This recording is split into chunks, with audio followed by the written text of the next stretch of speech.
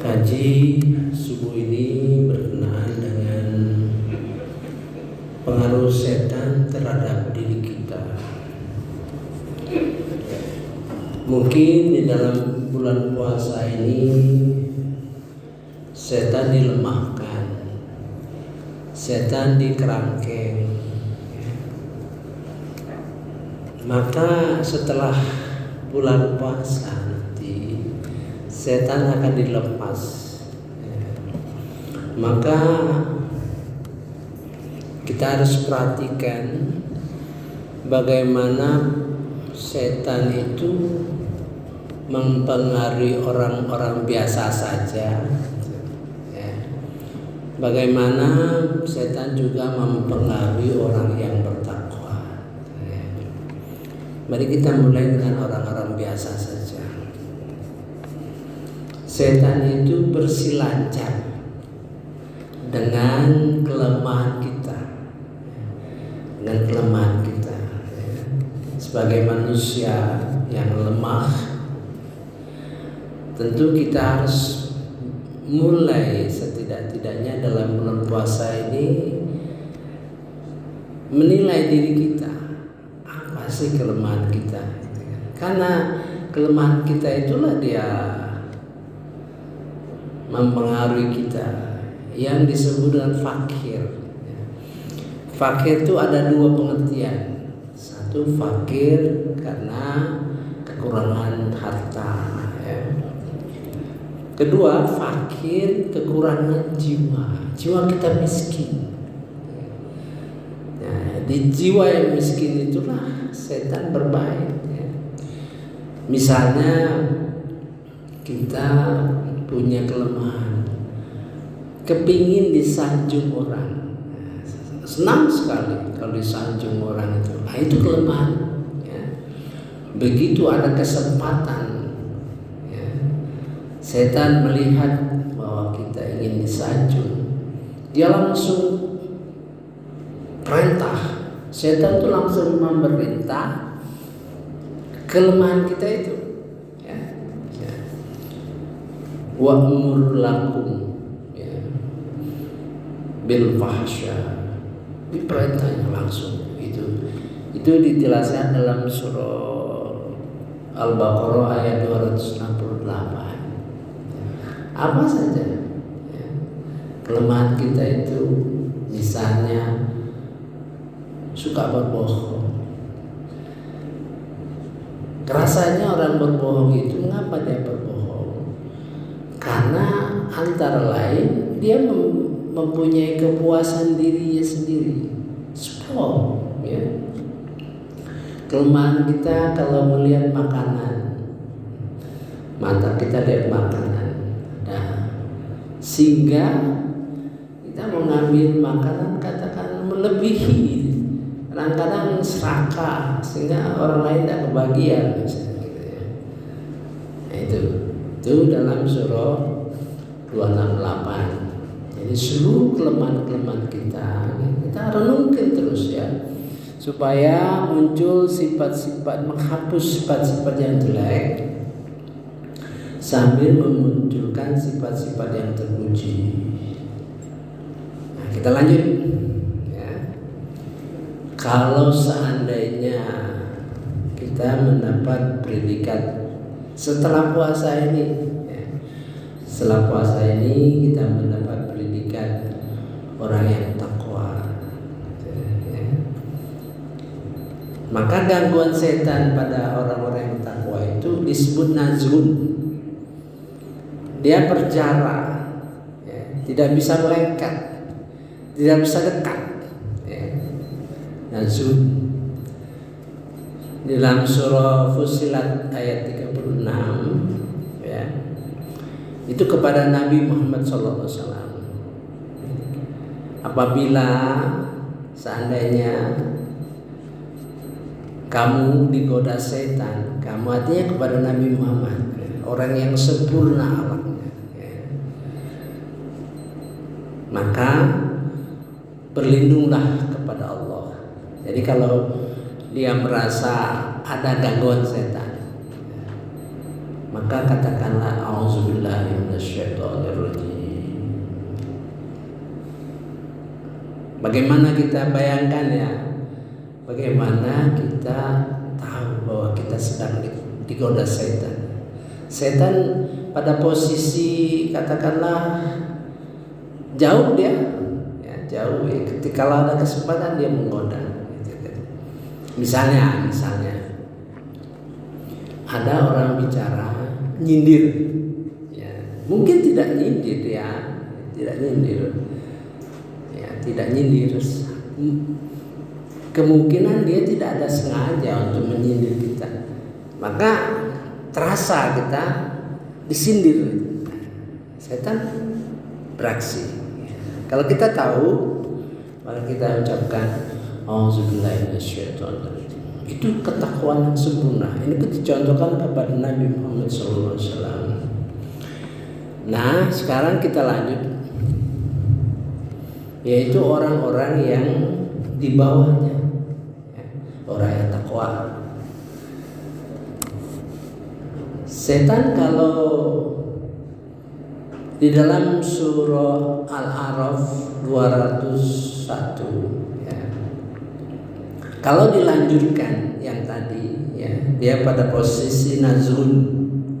Kalau kita biarkan dia akan mempengaruhi taifun, diganggunya otak kita itu, pikiran kita itu, ya.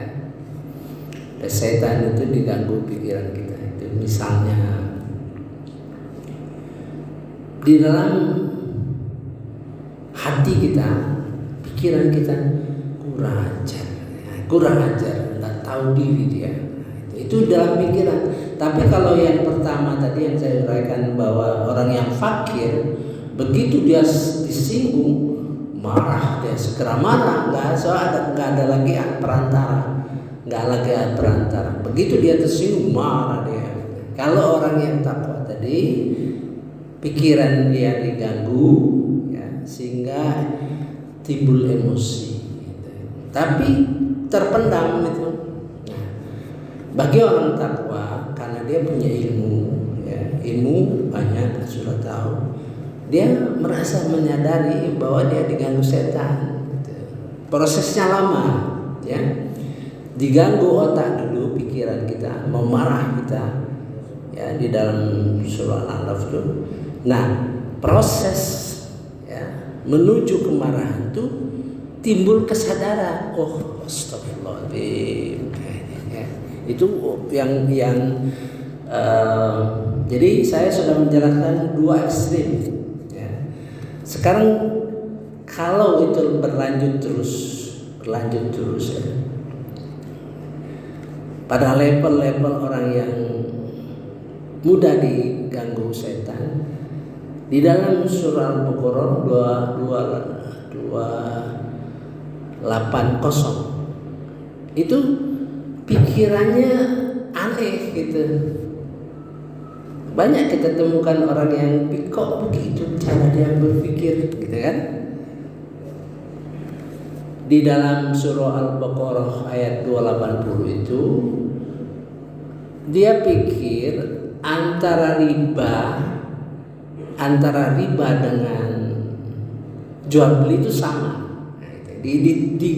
Dicontohkan maksudnya, ya. Jadi kalau kita lihat orang yang berpikirnya tidak beres, artinya kok berpikirnya seperti itu. Nah, itu gangguan setan itu seperti itu, ya. Banyak kita hadapi, makanya emosi itu kadang-kadang mengganggu pikiran secara rasional. Kita banyak temukan, ya, dalam pergaulan, kok bisa begitu dia. Seperti kita tahu bahwa itu godaan setan. Berlanjut terus, yaitu orang yang sudah hawa nafsunya.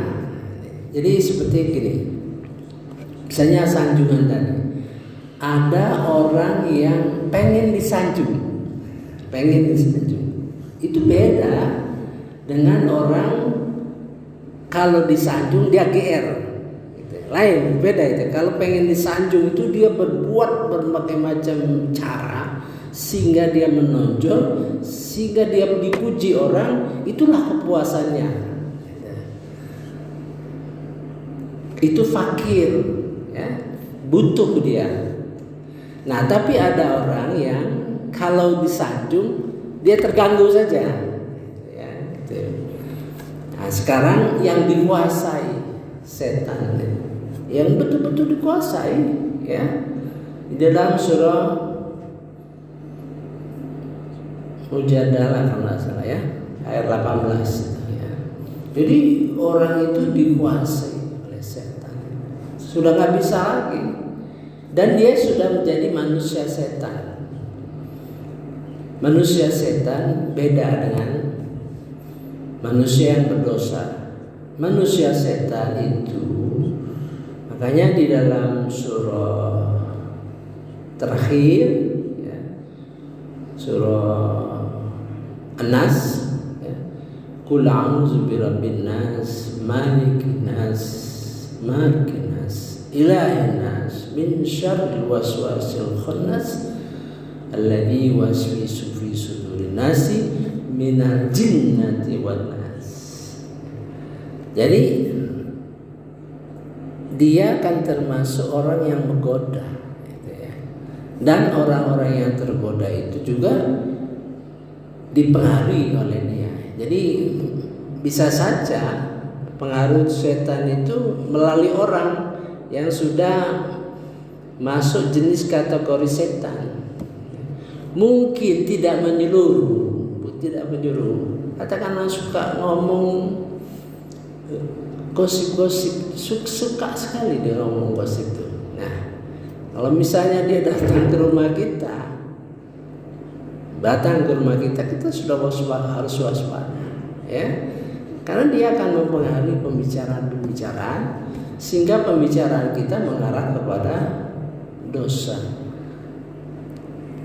Saya sudah bentangkan, ya, berbagai aspek bagaimana setan menggoda kita, bagaimana kita bertahan. Setidak-tidaknya, ya, satu langkah yang kita perlu lakukan untuk muhasabah terhadap jiwa kita, terhadap akhlak kita, supaya perhatikan kelemahan-kelemahan kita. Apa yang merupakan kelemahan-kelemahan kita? Bisa saja orang yang lemah, dia tidak peduli, ya, dia tidak peduli terhadap apapun, nggak peduli, nggak. Bisa dianggap semua hal itu enteng, ya, enteng.